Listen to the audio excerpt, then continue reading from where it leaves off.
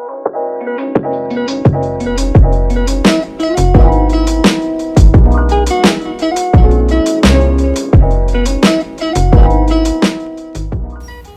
selamat sore teman-teman Medvelas. Semoga teman-teman semua sehat selalu di tengah pandemi ini. Alhamdulillah kita bisa berjumpa lagi di episode Medvelas yang terbaru. Kalau kemarin kita sudah berjumpa selama bulan Ramadan melalui layar handphone, hari ini kita bisa bertemu langsung dengan narasumber di studio FKUI. Nah, jadi teman-teman, hari ini kita akan masuk ke materi terbaru dari Medvelas. Kita akan membahas tentang hipertensi. Nah, di sini tuh udah ada sate kambing ini, karena bentar lagi kita mau Idul Adha. Biasanya kan kita potong kambing ya kalau Idul Adha. Nah, biasanya tuh nggak lengkap tuh kalau nggak nyate. Cuma kan memang sering nih menjadi pertanyaan teman-teman, kalau misalnya kita nyate itu sate kambing itu sebenarnya berbahaya nggak sih buat hipertensi? Atau yang biasa kita sebut dengan darah tinggi. Nah, alhamdulillah di sini sudah hadir bersama saya, ada seorang yang sangat terpercaya nih untuk masalah hipertensi. Di sini ada Dr. Aida Lydia, spesialis penyakit dalam, konsultan ginjal dan hipertensi. Beliau merupakan Kepala Divisi Ginjal dan Hipertensi Rumah Sakit Cipto Mangunkusumo. Jadi, insya Allah di Indonesia ini kalau masalah hipertensi, pakarnya beliau gitu. Jadi, semua yang diucapkan beliau insya Allah bisa kita percaya. Nah, selamat sore dokter. Selamat sore, Dr. Alda. Yeah. Selamat sore, teman-teman Medvelas. Yeah. Assalamualaikum warahmatullahi wabarakatuh. Waalaikumsalam. Nah dok, kita kan mau bicara tentang daging kambing dok. Tenang, kita bukan ahli daging gitu. Jadi kita bukan mau bicarain tentang daging mana sih yang enak gitu. Tapi kita mau bicarain tentang efek daging kambing itu sendiri. Tapi nanti sebelum kita ngobrol tentang daging kambing, mungkin teman-teman di sini masih ada yang bingung nih sebenarnya penyakit darah tinggi, penyakit hipertensi itu penyakit yang seperti apa sih dok? Iya, penyakit darah tinggi itu biasa juga disebut penyakit hipertensi. Itu sebetulnya menggambarkan tekanan darah, tekanan pada pembuluh arteri atau pembuluh nadi kita pada saat jantung kita memompa darah ke seluruh tubuh. Seperti itu. Nah, kalau teman-teman pernah periksa tekanan darah, itu ada 2 angka kalau kita periksa tekanan darah. Jadi ada angka yang di atas, ada angka yang di bawah. Angka yang di atas itu disebut sistolik dan yang di bawah disebut diastolik. Kalau sistolik itu tekanan pada pembuluh darah nadi pada saat jantung kita itu memompa darah ke seluruh tubuh. Sedangkan kalau diastolik, tekanan pada saat jantung itu istirahat dan darah terisi kembali ke jantung. Jadi selalu ada 2 angka, tekanan sistolik dan tekanan diastolik. Ya. Nah sebenarnya kalau misalnya kan kita seringnya dok, kalau misalnya teman-teman habis jalan, habis itu nanti datang ke klinik, kita tensi. Habis itu kadang-kadang dibilang, tensinya masih tinggi nih, coba istirahat dulu, tensi lagi gitu. Nah sebenarnya kapan ya dok kita bilang dia itu hipertensi gitu? Apakah dengan sekali pengukuran, sekali datang tiba-tiba setelah dia jalan jauh, tensinya 140 gitu, langsung kita tegakkan hipertensi atau gimana? Ya, untuk mengatakan seseorang hipertensi itu tidak bisa dengan 1 kali pengukuran tekanan darah. Jadi perlu pengukuran beberapa kali. Dan juga ada syaratnya, Dr. Alda. Jadi dia harus istirahat dulu ya. Misalnya dia baru datang, kemudian atau dia habis berjalan, dia istirahat dulu, paling tidak selama 5 menit. Kemudian tekanan darah diukur dalam keadaan dia tenang, sudah buang air kecil, tidak sedang menahan pipis, tidak habis minum kopi atau merokok. Kemudian tekanan darahnya kita periksa 2-3 kali, lalu kita ambil rata-rata, gitu. Ya. Cuma dok kan hipertensi ini kan kadang-kadang memang sering tanpa gejala dok ya. Nah mungkin dokter bisa ceritakan sedikit nih dok kalau masalah di Indonesia ini sebenarnya hipertensi itu seperti apa dan kenapa orang-orang tuh sering tidak menyadari kalau dia terkena hipertensi? Ya. Kalau masalah di Indonesia, tidak hanya di Indonesia sebetulnya, tetapi juga di dunia. Jadi angka kejadian hipertensi itu meningkat dari waktu ke waktu. Jadi kalau di dunia dikatakan pada tahun 2000, 1/4 dari penduduk dunia itu menderita hipertensi. Dan pada tahun 2025 diperkirakan angkanya meningkat tajam, bisa sampai 60% peningkatannya. Demikian juga di Indonesia, kita punya data dari Riskesdas, Riset Kesehatan Dasar dari Kementerian Kesehatan, itu data pada tahun 2013 itu angka kejadian hipertensi sekitar 28%, dan pada tahun 2018 meningkat menjadi 34%. Jadi bayangkan demikian cepat peningkatan angka kejadian hipertensi ini, mungkin karena lifestyle. Ya, ada ya, banyak sekali fast food sekarang kan ya, dan ya orang-orang juga makin bekerjanya di era modern ini, mungkin ada faktor stres juga barangkali. Jadi banyak hal yang bisa menyebabkan peningkatan angka kejadian hipertensi. Jadi di Indonesia sekitar 34% ya dok, data terbaru. Data terbaru sekitar 34%. Ya. Di ruangan ini kita ada bertujuh, mungkin sekitar 2 orang kita di sini berarti ada hipertensi ya dok. Paling satu dari 3 ya. Iya, 1 dari 3. Ya. Nah ini dok, sebenarnya yang sering jadi pertanyaan tuh, kenapa ya orang tuh bisa kena darah tinggi gitu dok? Kadang-kadang, aduh saya nggak ada keturunan nih kok darah tinggi. Iya, jadi darah tinggi itu atau hipertensi itu ada dua macam sebetulnya. Yang pertama kita sebut hipertensi esensial atau hipertensi primer. Mungkin juga teman-teman sudah sering mendengarkan istilah itu. Itu hipertensi yang sebabnya belum diketahui secara pasti, tetapi dikaitkan dengan berbagai faktor seperti faktor genetik, kemudian juga lingkungan, ya, lifestyle seperti itu.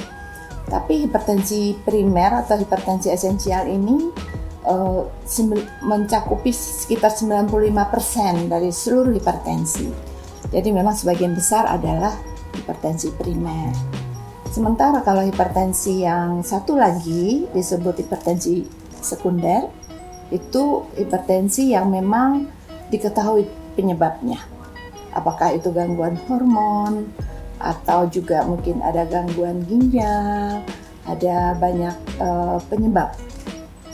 Tetapi memang sebagian besar seperti tadi disampaikan 95% itu hipertensi primer. Kalau tadi Dr. Alda menanyakan sering nggak ada keluhan gitu ya. Memang demikian. Jadi kalau orang menderita hipertensi tidak selalu ada keluhan. Paling banyak tidak ada keluhan, karena itu sering orang-orang tidak tahu kalau dia menderita hipertensi. Tapi ada juga yang mengatakan, wah kalau saya tekanan darah saya naik, saya tahu dong katanya. Sakit kepala gitu. Sakit kepala, suka marah katanya gitu ya. Atau suka terasa di tengkuknya seperti kaku, seperti itu. Tapi yang perlu diingat oleh teman-teman adalah tekanan darah tinggi tidak bisa dirasa-rasa. Artinya, katakanlah ada keluhan sakit kepala, itu juga belum tentu karena hipertensi. Dan kalau ada hipertensi, belum tentu sakit kepala. Jadi yang penting diukur tekanan darahnya. Nah ini dok, sebenarnya mungkin saran dari dokter itu kalau misalnya kita ada hipertensi, berapa sering kita mengukur? Atau kalau teman-teman yang belum pernah diukur tensinya tinggi nih, sebaiknya kontrol berapa lama ya dok? Apakah setahun sekali dia sebaiknya tensi darah atau gimana? Ya, kalau misalnya diukur dia baik-baik saja, tidak ada hipertensi, dikatakan paling tidak 6 bulan atau 1 tahun sekali dicek lagi. Tetapi kita harus ingat, apakah kita punya faktor risiko atau tidak. Apakah dalam keluarga ada hipertensi? Lalu juga yang sering menyertai hipertensi itu misalnya penyakit kencing manis atau diabetes mellitus. Kalau kita punya faktor risiko, sebaiknya kita memeriksakan lebih sering. Ya. Gitu. Nah dok, tapi kan si hipertensi ini nih sering nih nggak bergejala dok ya, dan mungkin tidak mengganggu gitu teman-teman. Mungkin kalau sering sakit kepala gara-gara hipertensi, teman-teman jadi lebih aware gitu. Mungkin yang perlu teman-teman tahu di sini dok, sebenarnya kenapa dengan hipertensi yang tanpa gejala itu dia harus tetap dikontrol gitu dok? Pertanyaan ini bagus sekali, Dr. Alda. Saya juga sering mendapatkan pertanyaan seperti ini. Kan saya nggak ada keluhan, saya tidak sakit sebenarnya gitu ya. Tapi kenapa kok dokter kasih saya obat? Pertanyaan seperti itu. Jadi memang tujuan dari pengobatan hipertensi itu adalah sebenarnya untuk mencegah gangguan kepada target organ. Karena dalam jangka waktu lama, kalau tekanan darah kita itu tidak dikontrol dan menetap tinggi, dia bisa merusak organ-organ kita. Dan organ kita yang sering dirusak itu, kita mulai dari bagian kepala misalnya ya, itu bisa merusak mata, kemudian juga bisa menimbulkan stroke. Jadi lalu kalau kita turun lagi ke bagian dada, itu bisa mengganggu jantung, bisa mendapat serangan jantung atau gagal jantung, itu bisa terjadi. Dan kemudian di bagian perut, kalau kita turun lagi, itu bisa mengganggu ginjal, bisa sampai menyebabkan gagal ginjal bahkan. Penyebab gagal ginjal terbanyak di Indonesia itu ada 2, Dr. Alda. Pertama hipertensi, dan yang kedua kencing manis atau diabetes mellitus. Jadi memang hipertensi ini harus kita sikapi dengan serius, walaupun kita tidak ada keluhan. Dan juga bisa mengganggu pembuluh darah kaki. Jadi kita sebut gangguan pembuluh darah perifer. Itu juga bisa disebabkan oleh hipertensi yang tidak terkontrol. Seperti itu. Nah, jadi hipertensi sama gula ini ya dok ya sangat berbahaya nih buat teman-teman. Dia seperti berteman. Kalau ada gula, kita harus lihat tekanan darahnya. Gitu. Dan kalau dulu-dulu kan bilangnya kalau misalnya hipertensi sama gula ini penyakit orang tua ya dok. Tapi kayaknya saya lihat sekarang ini sudah mulai bergeser ya dok. Dari usia-usia muda pun juga sudah banyak yang kena hipertensi dan gula ya dok. Ya, itu betul sekali. Jadi kita menemukan makin banyak teman-teman yang masih usia muda, eksekutif muda, itu sudah menderita tekanan darah tinggi. Dan sering juga kalau kita periksa gula darahnya juga sudah mulai tinggi. Ya, banyak faktor sebetulnya sebagai penyebabnya. Mungkin juga seperti tadi kita diskusikan, lifestyle ya. Kita banyak makan fast food, terus karena kesibukan, kita jarang berolahraga, ya Dr. Alda ya. Sehingga berat badannya juga menjadi naik dari berat badan ideal gitu ya. Jadi mungkin juga faktor stres pekerjaan, dan lain-lain bisa juga menjadi penyebab. Ngomong berat badan kita jadi tersindir nih dok. Nah dok, habis ini langsung olahraga habis pulang dari sini. Nah dok, kalau kita bicara hipertensi kan tadi udah dikasih yang menakutkan nih dok, bisa merusak otak, bisa bikin stroke, bisa serangan jantung. Mungkin teman-teman di sini sekarang perlu tahu nih dok, gimana sih mencegah hipertensi itu sendiri dok? Dan bagaimana mencegah dia tuh, kalaupun udah kena, dia nggak merusak organ ya dok. Yang penting kan itu sebenarnya dok. Sebetulnya kita kan nggak bisa mencegah kita kena. Sebetulnya banyak kabar baiknya Dr. Alda. Kalau tadi kan kita cerita kayaknya serem-serem ya. Kabar baiknya banyak. Pertama, hipertensi itu bisa dikontrol. Bisa banget.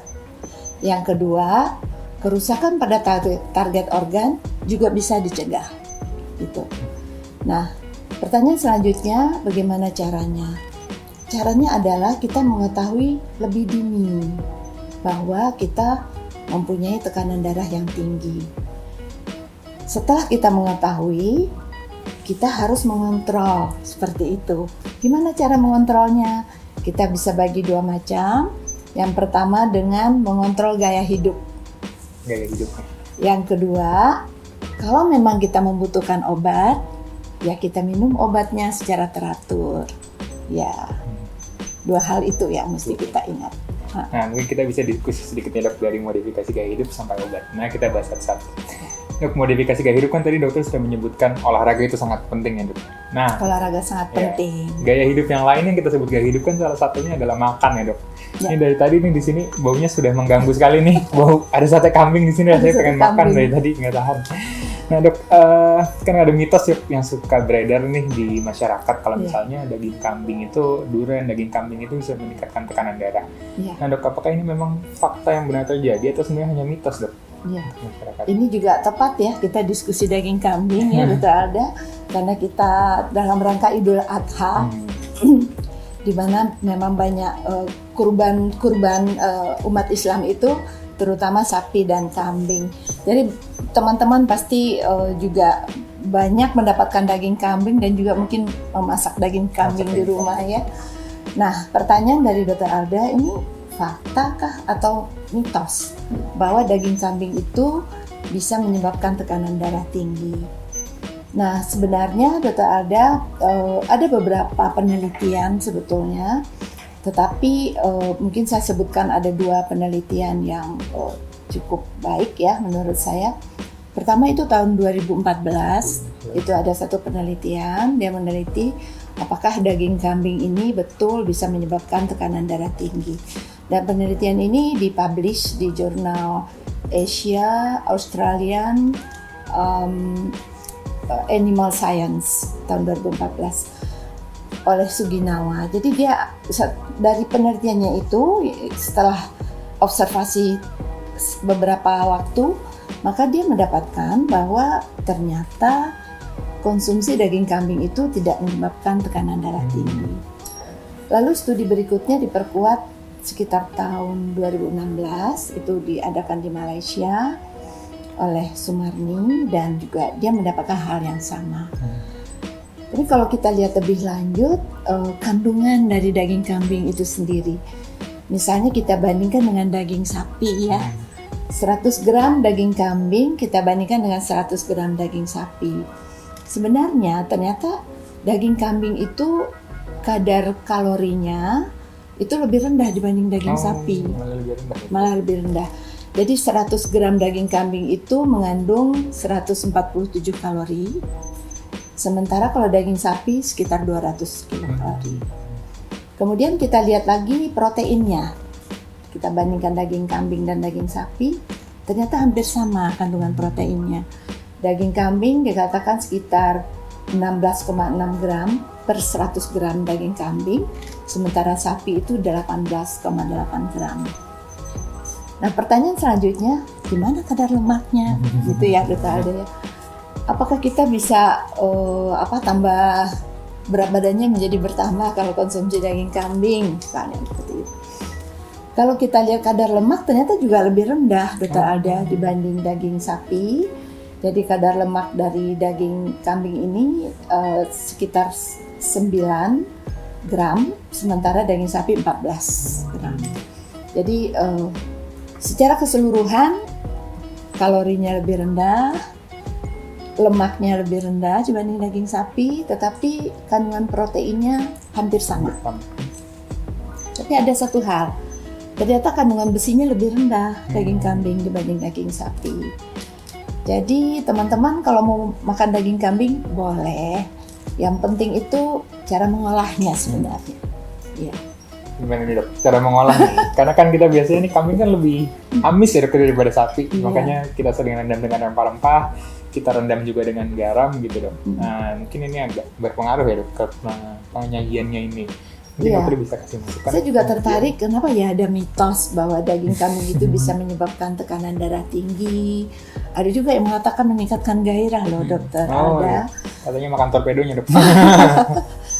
Ternyata ada beberapa pendapat dari para ahli dikatakan daging kambing itu memang menimbulkan ada rasa hangat. Jadi ada kayak sensasi hangat setelah makan daging kambing itu dikaitkan dengan sebenarnya dia katanya mempunyai efek termogenik. Jadi pada saat metabolisme dari bahan makanan itu menimbulkan tentunya energi dan menimbulkan rasa hangat. Yang kedua kemungkinan besar karena memang memasak daging kambing ini biasanya memakai rempah-rempah. Kaya dengan rempah-rempah. Kita tahu rempah-rempah itu menimbulkan rasa hangat ya. Kenapa kayak rempah-rempah? Mungkin karena daging kambing itu agak amis ya dibanding daging sapi. Jadi memang mengolahnya itu nenek moyang kita zaman dulu tuh menemukan paduan rempah-rempahnya yang lezat itu dan memang bisa menimbulkan sensasi hangat kalau makan daging kambing. Mungkin itu mitos kenapa mitos ini kemudian ada di kalangan masyarakat. Tapi berarti ada saran nggak dok mungkin untuk mengolahnya itu, apakah garamnya mungkin dikurangin atau rempah-rempahnya jangan terlalu banyak gitu? Terutama kalau dikaitkan dengan hipertensi, memang pengolahan daging kambing yang tinggi garam. Tinggi garam, ya. Garamnya jadinya dokter. Garamnya yang menyebabkan hipertensinya, bukan ya, daging kambingnya. Jadi kalau dokter ada lihat nih sate yang ada depan kita ya, ini kecapnya kecap asin nih kayaknya. Ya, jadi kita nggak tahu berapa kandungan garamnya. Kemudian kalau kita juga makan di restoran, kadang-kadang ditambah dengan mecin istilah awamnya, itu monosodium glutamat, isinya juga banyak garam, kandungan natriumnya. Jadi dalam satu hari memang kita disarankan untuk konsumsi garam itu tidak lebih dari 5-6 gram NaCl, atau kandungan garam natriumnya itu sekitar 2 gram. Jadi kalau teman-teman katakanlah makan sop kambing, garamnya banyak, ditambah lagi mecin, ya kandungannya menjadi double gitu ya. Nah itu yang menyebabkan tekanan darahnya tinggi sebenarnya. Jadi buat teman-teman, apa-apa ya dok yang makan daging kambing sebenarnya, tapi mengolahnya ini nih harus sangat diperhatikan. Garamnya dibatasi. Ya, garamnya dibatasin. Dan tentu juga jumlahnya bagaimanapun. Tidak berarti juga boleh makannya banyak gitu ya. Jadi makan daging kambing itu disarankan sekitar 50 gram sampai 100 gram saja. Seperti itu. Kalau terlalu berlebihan ya tentulah kandungan lemaknya jadi tinggi, kalorinya juga menjadi tinggi gitu. Iya, jadi makan apa aja sih dok sebenarnya harus dibatasin itu. Iya, betul sekali. Nah dok, mungkin teman-teman di sini sudah terjawab ya, jadi jangan takut makan daging kambing asal kalorinya mencukupi, dibatasin jumlahnya, dibatasin cara memasaknya, garamnya dibatasin. Mungkin terakhir dok, sebelum kita tutup, kita mau bahas sedikit tentang mitos-mitos yang ada tentang hipertensi nih dok. Ya, baik. Yang pertama dok, kalau misalnya tekanan darah naik, biasanya kita pusing, pegel-pegel di tengkuk gitu yang tadi dokter sudah sebutkan. Jadi itu sebenarnya hanya mitos dok ya? Hanya mitos, betul ya. Karena tadi kita ada diskusi ya, tekanan darah itu tidak bisa dirasa-rasa. Jadi kalau tekanan darah tinggi, paling sering tidak ada keluhan. Tapi memang bisa ada keluhan juga. Dan keluhannya itu bervariasi. Bisa juga memang ada pusing, tetapi kalau kita pusing belum tentu tekanan darah kita tinggi. Itu yang mesti kita ingat. Jadi intinya adalah tekanan darah itu harus diukur. Tidak bisa dirasa-rasa. Itu ya, pesannya itu. Ya. Jadi minum obatnya jangan kalau lagi pusing aja ya dok. Kan sering, aduh dok saya minumnya pas lagi pusing aja sih dok. Biasanya saya nggak minum kalau nggak lagi pusing. Nah itu nggak boleh ya dok yang kayak gitu ya. Iya, jadi paling sering itu teman-teman ya saya dapatkan di kalangan pasien-pasien kami. Pendapatnya begini, saya minum obat tidak perlu terus-menerus. Saya tahu kok kalau tekanan darah saya naik katanya. Taunya gimana pak? Ya Pak ada dipusing, terus sering marah-marah. Sering marah-marah. Nah itu tidak benar, jadi harus diukur. Kemudian pesan yang kedua, Dr. Alda yang juga penting, minum obat harus rutin. Jadi nggak boleh minum lalu berhenti seperti itu ya. Karena obat itu dia mempunyai waktu paruh untuk dia bekerja di tubuh kita. Kalau waktu paruhnya sudah habis, dia tidak bekerja lagi dan tekanan darah kita kembali naik.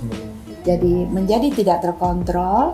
Kemudian tujuan kita mengontrol tekanan darah yang tadi sudah disebutkan, yaitu mencegah kerusakan dari organ-organ kita menjadi tidak tercapai. Seperti itu. Ya. Nah, satu lagi nih dok, yang paling sering kita dengar ya dok, mungkin tentang darah tinggi, tentang kencing manis. Biasanya pasien tuh sering bilang ini dok, aduh dok, saya nggak mau minum obat darah tinggi terus-terusan, soalnya masuk kimia nih ke badan. Kayaknya saya mendingan minum obat herbal aja daripada ginjal saya rusak. Nah, mungkin dokter juga sering mendengar, saya juga sering mendengar kayak gitu. Gimana dok pendapat tentang hal ini dok? Iya, jadi memang ada yang berpendapat seperti itu. Daripada minum obat kimia, mendingan saya minum herbal. Jadi kayak air seledri, air timun, paling sering kayak gitu ya Dr. Alda ya. Jadi pendapat ini tidak benar teman-teman ya, karena yang membuat organnya rusak, yang menyebabkan jantungnya itu terganggu atau menyebabkan stroke dan juga bisa menyebabkan gagal ginjal itu tekanan darahnya yang tidak terkontrol tadi. Jadi bukan obatnya, bukan konsumsi obatnya, bukan karena obatnya. Karena obat zaman sekarang itu banyak sekali yang sudah bagus dan juga aman untuk organ-organ kita dan juga aman untuk ginjal kita. Jadi teman-teman jangan ragu-ragu. Kalau dokter memberikan obat untuk mengontrol tekanan darah, diikuti saja apa nasihat dokternya. Nah, tujuannya kan itu tadi, agar tekanan darah kita terkontrol sepanjang waktu dan kita mencegah kerusakan organ-organ kita. Ya. Nah dok, tapi menurut pengalaman dokter nih dok, sebenarnya kayak tadi air timun, air seledri itu ada mungkin bisa memberikan efek tambahan atau sebenarnya itu hanya sugesti aja nih dok untuk orang-orang nih dok? Ya, pertanyaannya bagus nih. Ya, belum ada penelitian Belum sih, ada Dokter Alda, penelitian. mengenai itu ya. Jadi, namun kalau air timun saja atau air seledri saja, rasanya tidak cukup untuk mengontrol tekanan darah. Ya, yang tidak kalah penting tadi gaya hidup. Gaya hidup harus dikontrol. Kemudian dokter akan melihat apakah cukup dengan gaya hidup saja atau perlu ditambah obat. Tapi perlu teman-teman ketahui bahwa sebagian besar orang dengan hipertensi memerlukan obat-obatan untuk mengontrol tekanan darahnya. Nah, kalau air timun, air seledri, sebetulnya kan itu juga makanan, termasuk makanan atau minuman kita ya. Jadi tidak ada efek jeleknya, tetapi untuk mengontrol tekanan darah tidak cukup minum air timun atau air seledri. Nah, Jadi mungkin boleh buat tambahan ya dok, tapi jangan dijadikan pengobatan utama ya. Iya. Gitu. ya dengan kata lain seperti Jadi itu. tetap obatnya diminum, gaya hidupnya dikontrol. Bolehlah kalau ditambahin minum air timun, air seledri. Ya, mungkin kita sampai di sini dulu dok untuk hari ini, untuk episode yang kali ini. Sate kambingnya udah keburu dingin nanti. Kita makan sate Iya, dulu. kita mau makan sate kambing dulu. Jadi Iya. teman-teman pulang dari sini jangan takut untuk makan sate kambing, boleh-boleh aja. Asal tadi diingat jumlahnya dikontrol, garamnya juga dikontrol.